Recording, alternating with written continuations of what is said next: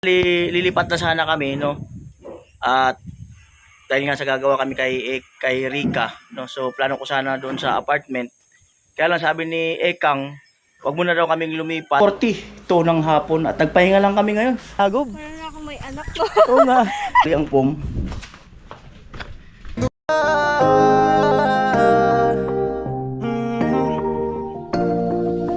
Kung sa pagtulong ng usapan ko, yan olis sa kalam. Wala na akong masasabi sa taon na.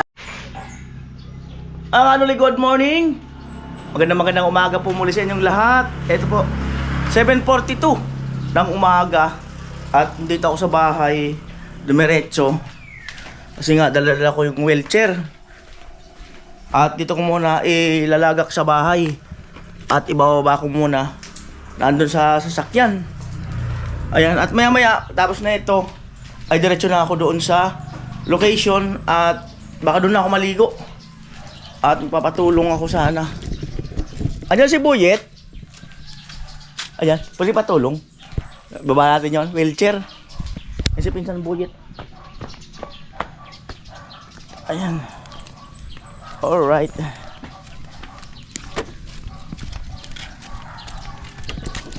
Ayan na. Alright. Ang wheelchair. Lahat. Tabahan ko ika. Ayan.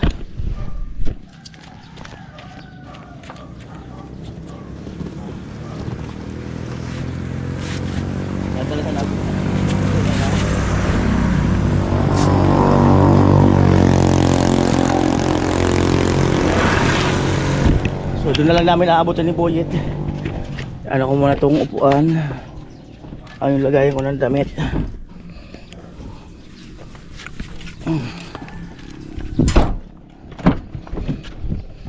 Labahan nyo nga itong jacket ito.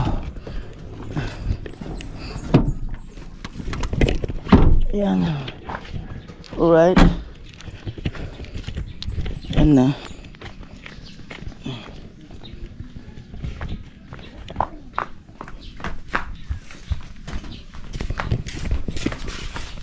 Wait lang. Lagayan ng damit. Ano po?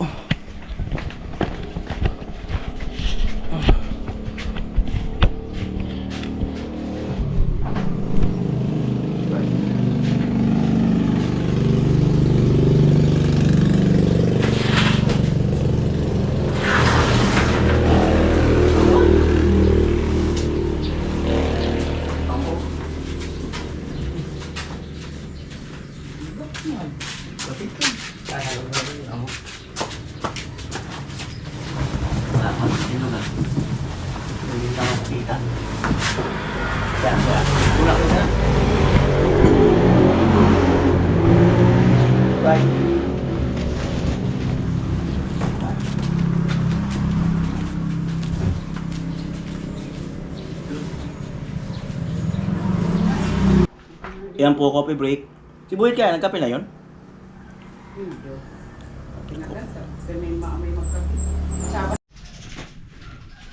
Ayan, dala uli ang pom. Poren po ang pom ko. Siyempre salamat kay Boss Ninong, bigay niya to sa akin eh.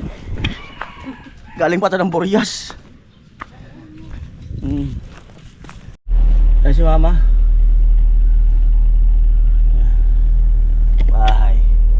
Back to base. 7:45. Kakanuli at punta muna ako sa sentro. Ayan. At papajikas lang po ako. Yan po, tirik na yung araw. Grabe. 8:20 pa lang, pero yung araw grabe na.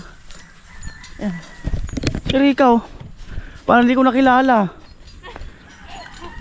Pag yung buhok mo pala nakaangat, di kita nakilala.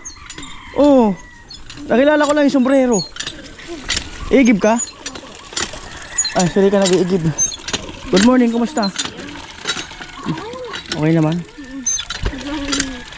Ayun, nag-iigib si Rika. Buto lang malambot bumbahan, no? Kung saan tulog? Nakapikit ka? Ayan. Dadahit siya ka. Ano yan? Ba't may takip?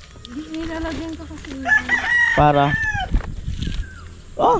nakalagay yun dito eh. Ay, sombrero. Ako nang buhat. Kulado ka? Kaya ka naman. Kaya naman daw niya. Kasi may buhat kasi ako eh. Ayan. Amoy! Ay, init nga! Grabe. Pero hindi ko naman nararamdaman kasi nakapula ka eh. Amo talaga. Dapat taga-sagob. Parang ako may anak ko. Oo nga. Oo nga, hindi, mali ka. Ano? Parang pamilyado. Dapat taga-sagob. Okay lang. Naigin. Bagay, exercise din yan. Siyempre, bagong gising eh. Ganun talaga. Oh, di pa na siya tapos. Lilinis yata ng bahay niya. Sige, tamo na ako. Hindi po. Ayan na po.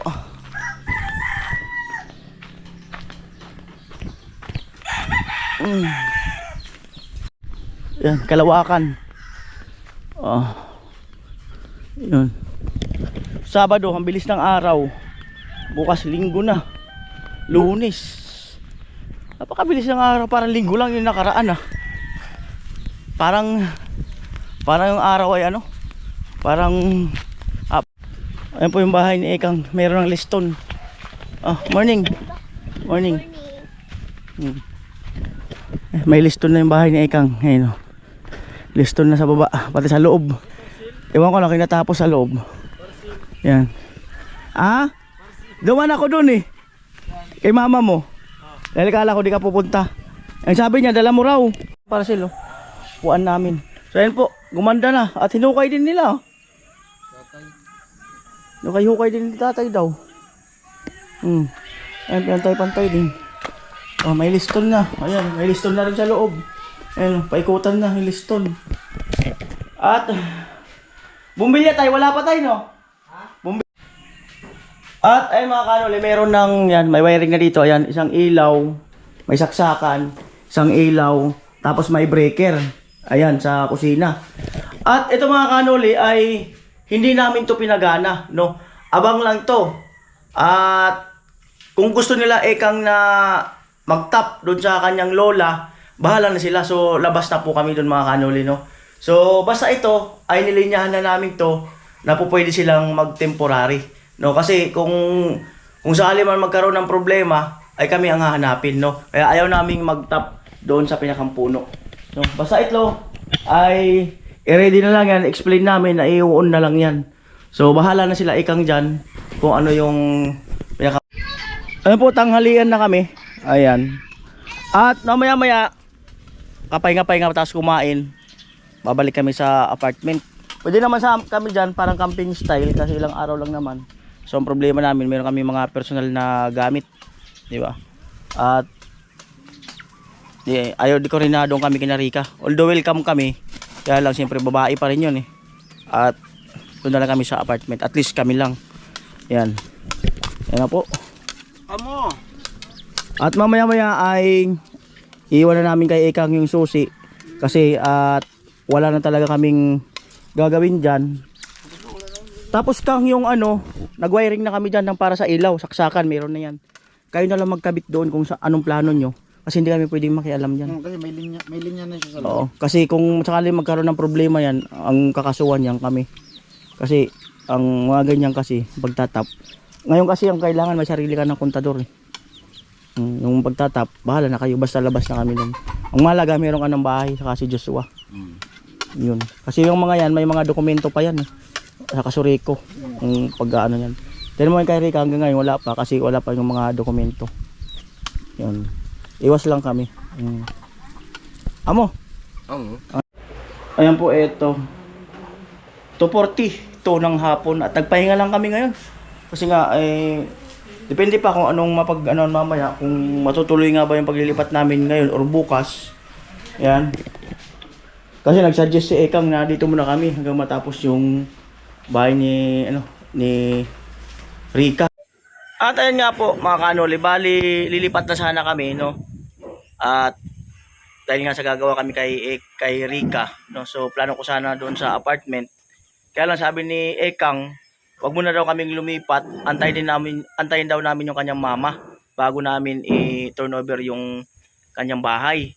So antay kami ng mga ilang araw pa, pero kung masyadong matagal na, siyempre meron din kami mga gawain. So siyempre salamat kay Ekang. Sabi niya wag mo na raw kaming lumipat. So tama. So hindi muna kayo punta doon sa plano ko sanang mag doon sa apartment. So hindi muna daw at antayin muna daw namin yung kanyang magulang.